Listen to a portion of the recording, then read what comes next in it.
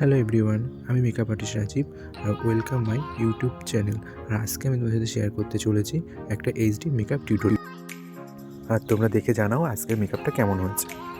প্রথমে ইউজ করে নিয়েছি একটা টোনার, আর তারপরে ইউজ করছি একটা ময়শ্চারাইজার। যে কোনো মেকআপের আগে ময়শ্চারাইজারটা কিন্তু খুব দরকার, আর ময়শ্চারাইজারটা স্কিনের সাথে খুব ভালোভাবে অ্যাপ্লাই করে নেব। এরপর আমরা আইব্রোটাকে ড্র করে নেব। আইব্রোটা ড্র করার পর ওর স্কিন টোন অনুযায়ী একটা কনসিলার নিয়ে আমরা আইব্রোটাকে পার্মানেন্ট করে নেব। এরপর আমরা ওর স্কিনে একটা কনসিলার ইউজ করেছি, যেহেতু ওর স্কিনে কোনো রকম ব্ল্যাক স্পট ছিল না, তাই ওর স্কিন টোন অনুযায়ী ইউজ করেছি। এবং তারপরে ইউজ করেছি আমরা হুদা বিউটির ফাউন্ডেশন, দুটো শেড, একটা লাইট একটা ডার্ক। এরপর আমরা ফাউন্ডেশনটাকে বিউটি ব্লেন্ডার দিয়ে খুব ভালোভাবে ব্লেন্ড করে নেব। যত ভালো করে ব্লেন্ডিং করবে মেকআপের রেজাল্ট কিন্তু ততটা ভালো আসবে।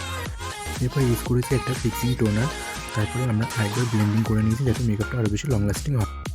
এরপরে করে নিচ্ছি আমরা ক্রিম কন্ট্রোল, যেটা আমি সবসময় কাইলনের NG2 দিয়ে করি, যেটা আমার খুব ফেভারিট, আর এটা দিয়ে খুব ভালো হয় ক্রিম কন্ট্রোলটা।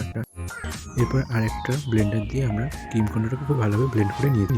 এরপর আমরা রেকর্ডের 02 কনসিলারটা হাইলাইট হিসেবে ইউজ করেছি পুরো হাইলাইট জন্য, আর কনসিলারটা খুব ভালোভাবে স্কিনের সাথে ব্লেন্ড করে নেব।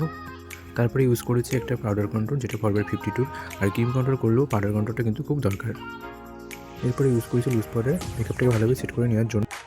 এরপরে শুরু করে দিয়েছি আই মেকআপ, আর দেখতেই পাচ্ছ আই মেকআপের নিচে আমরা বেশি করে লুজ পাউডার দিয়েছি, কারণ আই মেকআপ করার সময় কোনো ডাস্ট নিচে পড়লে সেটা যাতে আমরা ভালোভাবে রিমুভ করতে পারি, ওরকম প্রবলেম না। এরপর আমরা চোখের নিচে ইউজ করেছি জেল কাজল, এটা ফরওয়ার্ড 52, ভীষণ ভালো। এরপর শ্যাডো কালার থেকে একটা ব্ল্যাক কালার নিয়ে আরও ভালো করে ব্লেন্ড করে নিয়েছি। তারপরে ইউজ করে নেব মেবলিনের ঘন মাস্কারা, যেটা আমার ভীষণ ফেভারিট, আমি সবসময় এই মাস্কারাটা ইউজ করি। এরপর আমরা আইব্রো ফিক্সিং স্প্রেটা ইউজ করে নেব। ব্লাশার লাগানোর পরে আমরা ইউজ করছি হাইলাইটার, ম্যাকের মডেলিং হাইলাইটার, এটা ভীষণ ভালো।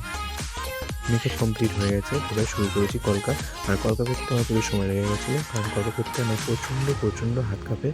আর তোমরা কমেন্ট করে জানিও কলকাটা কেমন হয়েছে।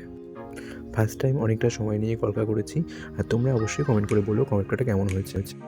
এরপর শুরু করবো হেয়ার স্টাইল, যেখানে একটা শাইনি স্প্রে দিয়ে চুলটাকে সেট করে নিচ্ছিলাম। হেয়ার স্টাইলে আলাদা করে কিছু বলার নেই, এখানে একটা অ্যাডভান্স পুলিং টেকনিকে হেয়ার স্টাইল করছিলাম। তোমরা দেখো আর দেখে কমেন্ট করে জানাও আজকে হেয়ার স্টাইল, মেকআপ, কলকা, শাড়ি টোটালটা কেমন হয়েছে। পুরো খোপাটা আমরা রোজ দিয়ে ঢাকার চেষ্টা করেছিলাম, দেখতেই পাচ্ছ কতটা সুন্দর লাগছে গোলাপগুলো। আমার মেকআপ টোটালি ডান। তোমরা কমেন্ট করে জানিও আজকে কলকা, হেয়ার, মেকআপ কেমন হয়েছে। আর তোমরা যারা মেকআপ ক্লাস করতে চাও তারা অবশ্যই আমার সঙ্গে যোগাযোগ করো। আমার ফেসবুক প্রোফাইল রাজীব মেকওভার বলে আছে, ওখানে আমার কন্ট্যাক্ট নাম্বার পেয়ে যাবে। তো তোমরা যদি ক্লাস করতে চাও অবশ্যই আমার সঙ্গে যোগাযোগ করো। আর আমার নতুন ইউটিউব চ্যানেল আরবি মেকআপ ওয়ার্ল্ড তোমরা সবাই সাবস্ক্রাইব করে দিও।